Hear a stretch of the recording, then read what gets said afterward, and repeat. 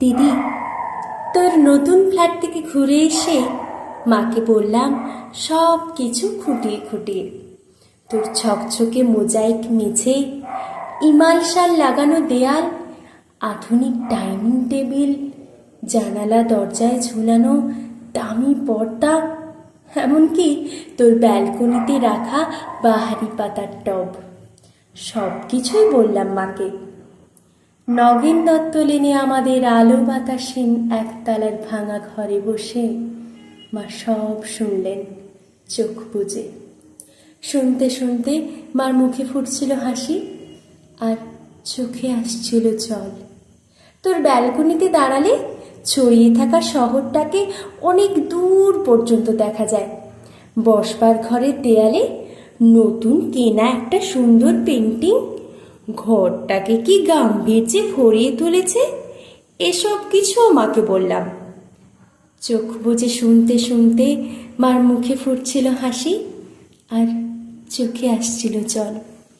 তোর চেহারাটা আগের চেয়ে অনেক ঝকঝকে সুন্দর হয়ে গেছে, ফর্সা হয়ে গেছিস অনেকটা। যদিও তোর হাসিটা আছে ঠিক ছেলেবেলারই মতো। জামাইবাবুর মুখে শুনলাম সামনের পুজোয় তোরা নাকি একেবারে পুরো দক্ষিণ ভারতটাই বেরিয়ে আসবি। মা নগেন দত্ত লেনের ভাঙাচোরা ঘরে বসে এইসব শুনতে শুনতে হেসেছে। আর কেন জানি না মার চোখে এসেছে জল। সব কিছুই বলেছি দিদি, শুধু তোর ডাইনিং স্পেসে রাখা দুধ সাদা রঙের ওই ফ্রিজটার কথা মাকে বলিনি। তোর বিবাহ বার্ষিকীর উজ্জ্বল সন্ধ্যায় তুই যখন গা ভর্তি গয়নায় অপরূপা হয়ে ফ্রিজের মাথায় হাত রেখে হাসছিলি, তখন যে তোকে কি দারুণ সুন্দর লাগছিল, মাকে বলিনি সে কথাও। বিবাহ বার্ষিকীর সন্ধ্যায় তোদের আনন্দ উজ্জ্বল অ্যাপার্টমেন্টে তুই আর জামাইবাবু যখন ওই ফ্রিজটার পাশে দাঁড়িয়ে হাসি মুখে মালা বদল করছিলি রসিক বন্ধুদের অনুরোধে, আর ক্যামেরার ফ্ল্যাশ ঝিলিকতে উঠছিল উপচে পড়া খুশির মতো, তখন ঠিক তখনই দিদি আমার চোখের সামনে স্পষ্ট হয়ে উঠেছিল হাসপাতালের করিডোরে বাবার ভেঙে পড়া মুখ। ভেতরে মা তখন অপারেশনের পর অচৈতন্য। ডাক্তার এসে বাবাকে বললেন চোখটা বোধ হয় আর বাঁচানো গেল না, তাও একবার চেষ্টা করে দেখতে পারেন মাদ্রাজে, যদিও সে অবশ্য অনেক টাকার ব্যাপার। হাড়ি কাঠে আটকে পড়া অসহায় পশুর মতো করুণ দেখাচ্ছিল তখন বাবার মুখটা। সিঁড়ি দিয়ে আস্তে আস্তে বাবা আমার কাঁধে হাত রেখে বলেছিলেন, কমলাকে সারা জীবন শুধু দুঃখ কষ্টই দিলাম, সুখ দিতে পারলাম না।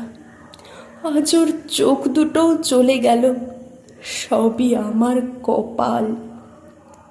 দিদি, অনেক দরদস্তুর চাপাচাপির পর তোর বিয়েটা যখন আরও কয়েক ভরি সোনা আর একটা ফ্রিজের দাবিতে আটকে পড়েছিল অনিশ্চয়তার ঘেরা টোপে, বাবা তখন কাউকে না জানিয়ে চড়া সুদে ধার করেছিলেন অনেক টাকা।